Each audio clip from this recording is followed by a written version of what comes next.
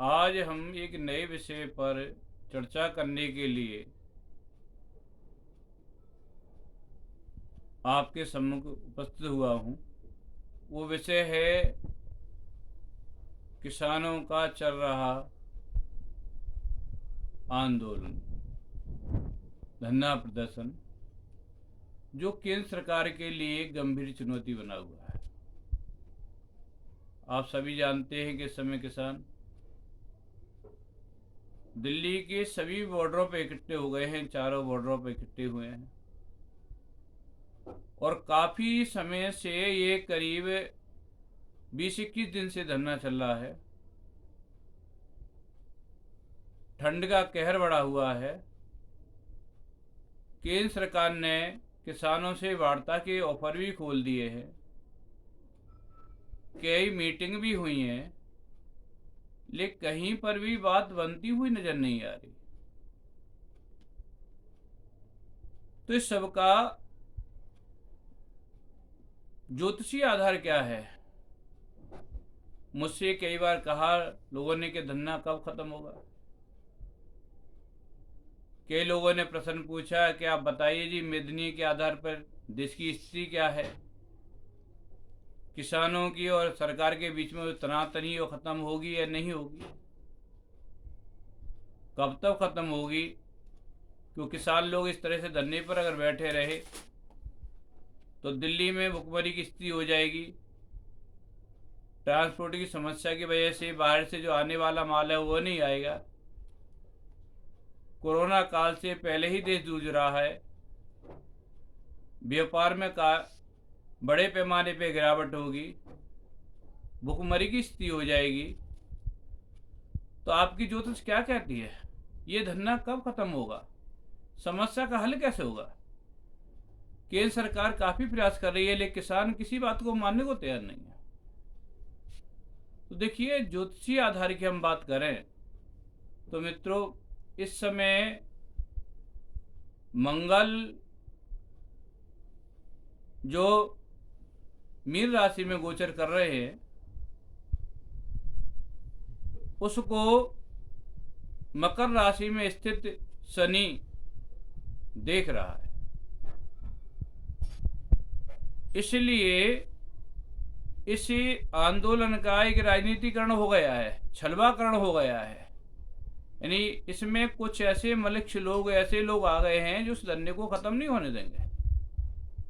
उनकी सरकार की हर नीति, हर व्यवस्था पर निगरानी है, दृष्टि है।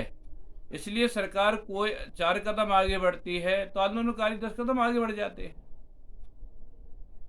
ये समस्या बनी हुई है। और जब से सूर्य धनु राशि में आए हैं तो सरकार के लिए संकट और पैदा हो गया है। लेकिन इस समस्या का हल होगा। अब विषय बनता है कब होगा। 24 दिसंबर को मंगल मीन राशि, गुरु की राशि मीन को छोड़कर अपनी राशि मेष में गोचर करेंगे। अश्विनी नक्षत्र में होंगे और शुक्र का भी राशि परिवर्तन समय हो जाएगा। शुक्र ज्येष्ठा नक्षत्र में गोचर करेंगे, जो बुध का नक्षत्र है। इस तरह से जब मंगल का गोचर अगली राशि में हो जाएगा तो फिर शनि की उस पर दृष्टि नहीं पड़ेगी। यद्यपि शनि के साथ गुरु विराजमान है, पर उस राशि में गुरु भी नीच गए हैं। 24 दिसंबर के बाद में मंगल का गोचर जैसे ही चेंज होगा तो शनि से उसकी दृष्टि नहीं होगी, वो दृष्ट नहीं होगा। इसलिए मंगल का बलाबल जो है वो बन जाएगा। मंगल मेदिनी ज्योतिष में कानून होता है, यानी कानून स्वतंत्र रूप से, ठीक रूप से काम कर पाएगा, सरकार का बल बढ़ जाएगा। और ये धरना जो प्रदर्शन है 24 के बाद में ढीला होने लगेगा। धीरे धीरे कर कर ये समाप्त हो जाएगा। कुछ लोगों ने पूछा जी, सरकार क्या कानून वापस ले लेगी? क्या सरकार पार्लियामेंट बुलाएगी? कानून को रद्द करेगी। देखिए, ज्योतिषीय आधार पर जब मंगल मेष राशि में आ जाएगा तो सरकार अपनी मजबूत स्थिति में आ जाएगी। कानून को वापस लेने की कोई पहलमेदनी आधार पर नहीं दिखाई दे रही है। 24 तारीख के बाद सरकार कठोर हो जाएगी, उसके कदम कठोर होंगे, निर्णायक होंगे और इसमें सरकार का झुकने का कोई सवाल नहीं उठता। दूसरी बात, एक बात तो स्पष्ट करना चाहता हूं कि 24 दिसंबर के बाद जब मंगल मेष राशि में आ जाएगा तो सरकार कुछ ऐसे लोगों की पकड़ धकड़ करेगी जिससे आंदोलन को हवा देने में लगे हुए हैं, उनके खिलाफ कानूनी कार्रवाई करेगी। इसलिए खैर 24 तारीख तक समय खराब है, इसलिए आंदोलनकारी कोई हिंसक घटना भी कर सकते हैं, लेकिन 24 तारीख के बाद समय सरकार का है। 24 तारीख तक धरना प्रदर्शन को बुरी नीयत देने वाले लोग, भड़काने वाले लोग का समय है।